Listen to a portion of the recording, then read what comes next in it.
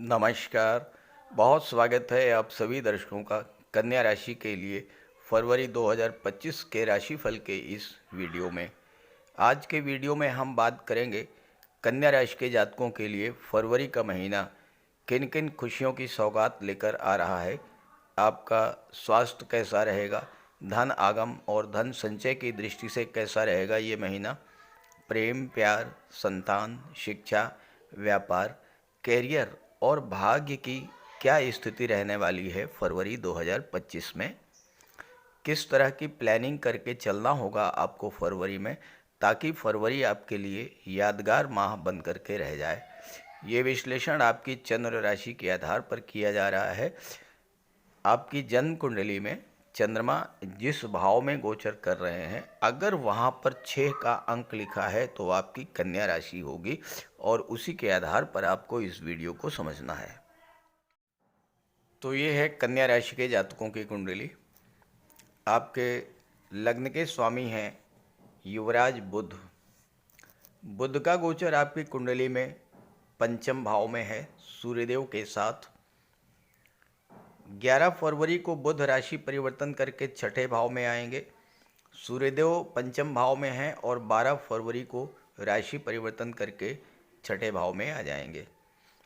शनिदेव छठे भाव में ही गोचर कर रहे हैं और 29 मार्च को राशि परिवर्तन करेंगे।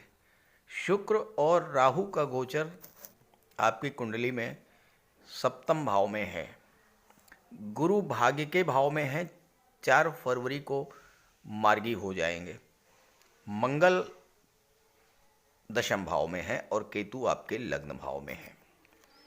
कन्या राशि बुध की राशि है और बुध एक ऐसे ग्रह हैं जिनकी शत्रुता केवल मंगल से है। इसके अलावा बाकी ग्रह जो हैं, सूर्य हैं, शनि हैं, शुक्र हैं, राहु हैं, गुरु हैं, ये सभी कन्या राशि के जातकों के लिए विशेष योग कारक होते हैं, पूरी तरह से सपोर्ट करते हैं और इन्हीं ग्रहों का गोचर ये तय करेगा कि फरवरी 2025 में आपको क्या क्या उपलब्धियां हासिल होने जा रही हैं। चलिए एक एक बिंदु पर विस्तार से चर्चा कर लेते हैं। एक और बात आपको मैं बता दूं, अपने हर वीडियो में आपको मैं बताता रहता हूं कि अगर लग्न का स्वामी और भाग्य का स्वामी, लग्नेश और भाग्येश अगर एक दूसरे के मित्र हैं तो वो कुंडली बेहद मजबूत होती है और बहुत अच्छे फल प्राप्त होते हैं उस जातक को। और कन्या राशि के जातकों के लिए हमेशा हमेशा के लिए लग्नेश और भाग्येश, बुध और शुक्र एक दूसरे के परम मित्र हैं। और फरवरी में एक और महत्वपूर्ण घटना घटित होगी कि बुध 27 फरवरी को सप्तम में आ जाएंगे। 27 फरवरी तक छठे में रहेंगे, 11 फरवरी तक पंचम में रहेंगे और 27 फरवरी को सप्तम में आ जाएंगे। यहाँ पर बुध, शुक्र और राहु, इनका त्रिग्रही योग बनेगा 27 फरवरी को। और 7वां भाव कुंडली का सबसे महत्वपूर्ण भाव है। आपके गृहस्थ जीवन की, आपके व्यापार व्यवसाय की, आपकी मैरिज लाइफ की, इन सब चीज़ों की सफलता और असफलता ये डिपेंड करता है कि 7वां भाव आपका कैसा है, किस ग्रह का गोचर है। और 4 महीने जो आपके आने वाले हैं, फरवरी से लेकर 31 मई तक शुक्र का गोचर है उच्च की राशि में और शुक्र मालव्य राजयोग बना रहे हैं राहु के साथ, तो बेहद अनुकूल समय रहेगा सप्तम भाव की चीज़ों के लिए। आइए समझते हैं एक एक बिंदु को विस्तार से। कन्या राशि के लिए आपके राशि के स्वामी बुध का गोचर बेहद अनुकूल है आपके लिए। बुध पंचम भाव में है। पंचम भाव शिक्षा का होता है, पंचम भाव संतान का होता है, और यहाँ पर सूर्य के साथ हैं। बुधादित्य राजयोग बन रहा है पंचम में, और इसके बाद 12 फरवरी को छठे भाव में भी बुधादित्य राजयोग बनेगा। सूर्य और बुध, इनका बुधादित्य राजयोग छात्रों के लिए विशेष लाभ देने वाला होता है। और पांचवा भाव शिक्षा का है, छठा भाव नौकरी का होता है, और फरवरी के महीने में सूर्य और बुध का गोचर इन्हीं दो भाव में रहेगा। और बुध आपके राशि के स्वामी जो हैं वो दशम भाव के भी स्वामी हैं। दशम भाव आपके करियर प्रोफेशन को शो करता है। तो सूर्य और बुध का गोचर छात्रों के लिए सफलता देने वाला होगा। नौकरी रोजगार की दिशा में किए गए प्रयासों को बल मिलेगा। और 12 फरवरी को बुध सूर्य की दृष्टि पड़ेगी आपकी कुंडली के 12वें भाव पर। सूर्य तो राजा हैं, सूर्य में प्रकाश है। शनि की भी दृष्टि पड़ रही थी, शनि में अंधकार है। कन्या राशि के जातकों के लिए शनि की दृष्टि 12वें भाव पर पड़ने के कारण 12वें भाव के अशुभ फल आपको मिल रहे थे, क्योंकि 12वें भाव में अंधकार छाया हुआ था, अंधेरा छाया हुआ था शनि के कारण, इसमें कोई दो राय नहीं है। अब सूर्य की दृष्टि पड़ेगी, अंधेरा दूर होगा। जब अंधेरा दूर होगा 12वें भाव का, तो क्या होगा? आपके खर्चे कम होंगे, आपका स्वास्थ्य बेहतर होगा। घर का कोई सदस्य अगर अस्पताल में भर्ती है, स्वस्थ होकर घर वापस आएगा। किसी तरह की कोई शत्रुता किसी से हुई थी, कोई कोर्ट कचहरी का मैटर था, उसमें आपको राहत मिलेगी। और एक अच्छी बात यह भी है कि शनि राशि परिवर्तन करने जा रहे हैं 29 मार्च को, और उसके पहले जब कोई बड़ा ग्रह राशि परिवर्तन करता है तो डेढ़ दो महीने पहले से ही अपना अच्छा फल देना शुरू कर देता है। तो शनि का अब जो अशुभ प्रभाव आप पर पड़ रहा था वो समाप्त होगा। दूसरा जो महत्वपूर्ण गोचर है वो देवगुरु बृहस्पति का है। देवगुरु बृहस्पति भाग्य के कारक होते हैं, भाग्य के कारक भाग्य के भाव में गोचर कर रहे हैं और 4 फरवरी से मार्गी हो चुके हैं। भाग्य का कारक भाग्य के ही भाव में जब गोचर करेगा और मार्गी हो करके, तो किस्मत के सितारे अभी तक अगर बुलंद नहीं हो पाए थे, अब बुलंदी को प्राप्त करेंगे। भाग्य चमकेगा, भाग्य का आपको भरपूर साथ मिलेगा। गुरु तो गुरु हैं, और नवम भाव गुरु और पिता को शो करता है। गुरु और पिता का अगर आपको सहयोग नहीं मिल रहा था, किसी वजह से संबंधों में दूरी बनी हुई थी, वो समाप्त होगी। पिता और गुरु का आशीर्वाद आपको मिलेगा। यहाँ पर देखिए, गुरु आपकी कुंडली में 7वें भाव के स्वामी हैं और चौथे भाव के स्वामी हैं, और भाग्य के भाव में बैठे हैं। दृष्टि आपके लग्न पर पड़ रही है, यानी आप पर पड़ रही है। सीधा सा इसका अर्थ क्या हुआ कि भाग्य प्रबल होगा, और भाग्य से ही आपको चौथे भाव की और 7वें भाव की चीजें प्राप्त होंगी। अब चौथे भाव से क्या होता है? चौथा भाव तो होता है आपका घर, आपका घरेलू वातावरण, मातृभूमि, माता, भूमि भवन प्रॉपर्टी, पब्लिक सपोर्ट, फ्रेंड्स, राजनीति। गुरु 4 फरवरी को मार्गी हो चुके हैं। भाग्य के सपोर्ट से आपकी कोई पुरानी इच्छा, भूमि भवन प्रॉपर्टी से संबंध रखने वाली, वह इच्छा जरूर पूरी होगी। मंगल भले ही आपके लिए कारक नहीं है, लेकिन बुध की राशि में गोचर कर रहे हैं, और मंगल तीसरे भाव के स्वामी हैं, तो आपके पराक्रम पुरुषार्थ में वृद्धि करेंगे। आपके अंदर एक नए उत्साह का सृजन करेंगे, इसमें कोई दो राय नहीं है। लेकिन मंगल छठे भाव के भी स्वामी हैं, तो संघर्ष भी बढ़ेगा, विघ्न बाधाएं रुकावटें भी आएंगी। और आठवां भाव परिवर्तन का होता है। आठवें का स्वामी जब दशम भाव में गोचर करता है, परिवर्तन होता है।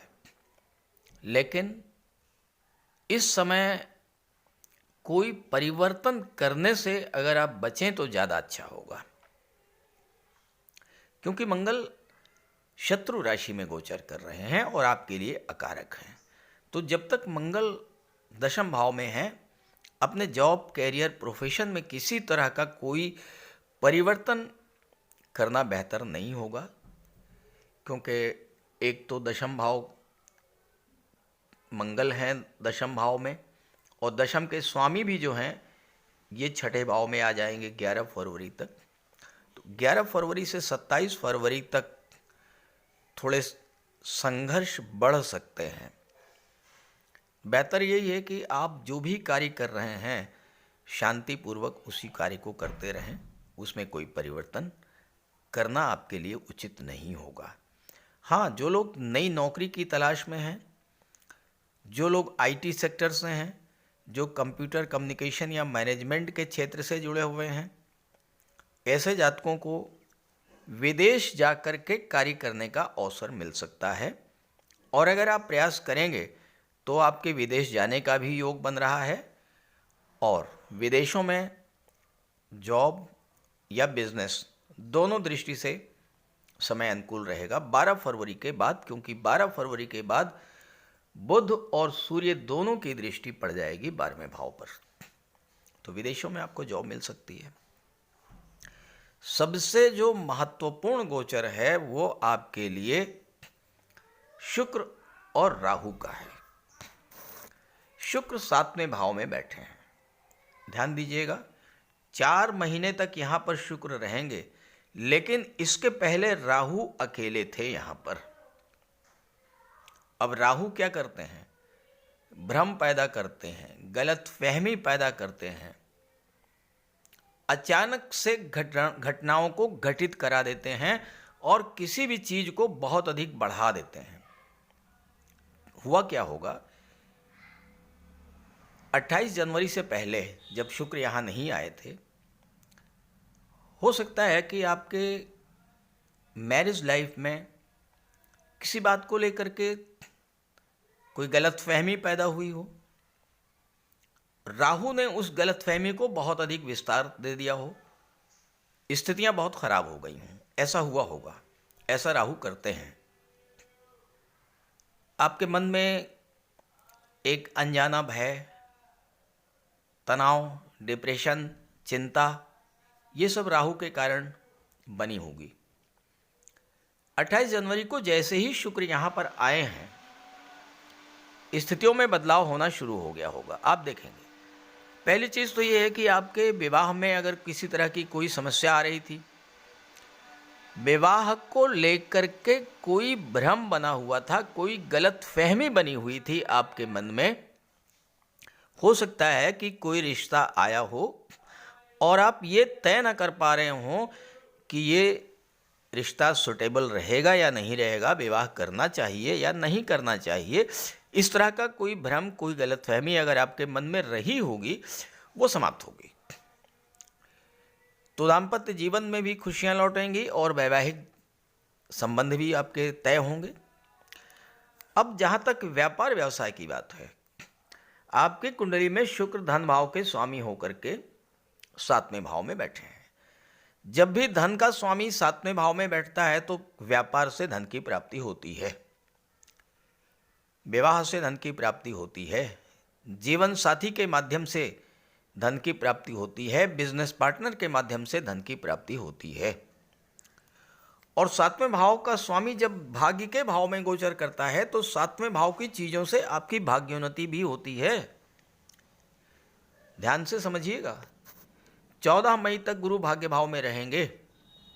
इस गोचर काल में अगर आपका विवाह हो जाता है, आप प्रयास करेंगे तो सफलता मिलेगी, विवाह संपन्न होगा।